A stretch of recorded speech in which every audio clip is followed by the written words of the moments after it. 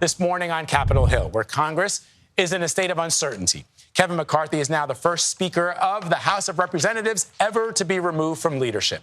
8 members of his own party drove his takedown. Now lawmakers must scramble to find his replacement. Nikole Killion is following the situation for us on the Hill. Nikole, good morning.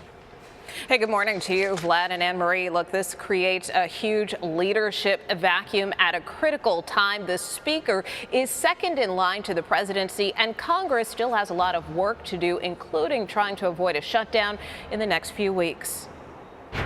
The office of Speaker of the House of the United States House of Representatives is hereby declared vacant.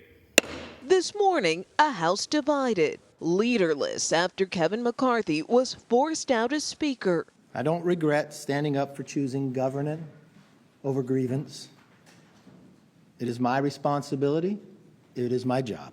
McCarthy was pushed out by 8 members of his far-right flank, led by Congressman Matt Gaetz. Chaos is Speaker McCarthy. The Florida Republican introduced the motion to remove McCarthy and accused him of breaking promises to conservatives and cutting deals with Democrats on spending. The reason Kevin McCarthy went down today is because nobody trusts Kevin McCarthy. This is a serious, solemn, and sober moment. House Democrats joined GOP hardliners in part after circulating this clip in a meeting from CBS's Face the Nation, when McCarthy blamed them for holding up a recent bill to prevent a government shutdown. I wasn't sure it was going to pass. You want to know why? Because the Democrats tried to do everything they can not to let it pass. They did Democrats were the ones who voted for this in a larger number than Republicans to keep the continuing resolution alive. Democrats saved the day, and he goes on TV hours later and says Republicans did it. Republicans were leading, which is insane.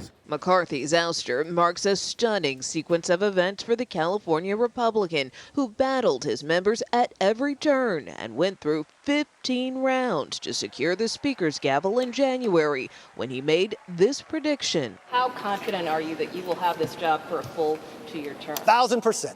With no consensus for a replacement, North Carolina Republican Patrick McHenry was designated acting Speaker. McCarthy's deputies, like Majority Leader Steve Scalise, are being floated for the job, and some posted last night they'd nominate former President Trump for Speaker of the House. If I lose my job over doing what I truly believe what's right, I'm very at peace with it. Majority Leader Scalise is battling blood cancer. He says he feels great, and he has been reaching out to members. A candidate forum is set for next week. As for the Trump option, a Speaker does not have to be a current sitting member of the House, but whoever it is, they will continue to face this slim 5-vote majority, which means every vote's going to count.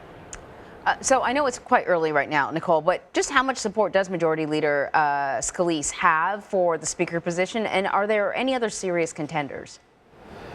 Well, I think he's pretty well liked within the conference and on the other side of the aisle. So, he certainly has a chance. And of course, when we were dealing with the original Speaker battle back in January, I mean, his name was also floated at the time as a possible candidate. But there are other members who have been asked about whether they would be interested, whether that's House Judiciary Chairman Jim Jordan.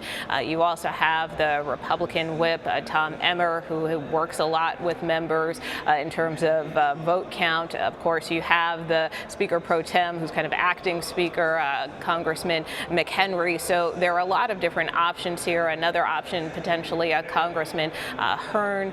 So there are a lot of names being floated right now, but as of yet, still no consensus on who the next Speaker should be. Is there a concern, though, that with this battle for speakership, if that's what it comes down to, that whoever those individuals are, they will find themselves in a very similar position to Kevin McCarthy, having to make deals with people in order to secure the votes? And, we'll see a rerun of this.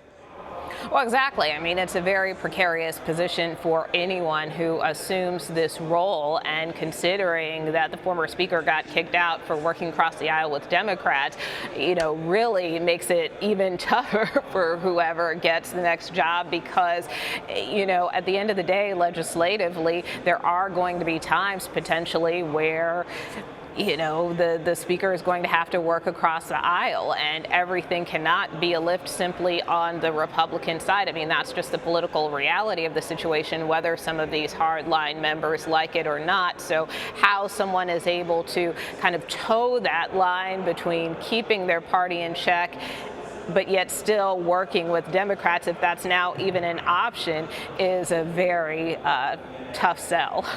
Yeah, indeed. It's going to be an interesting ride, Nikole. Thank you. You bet.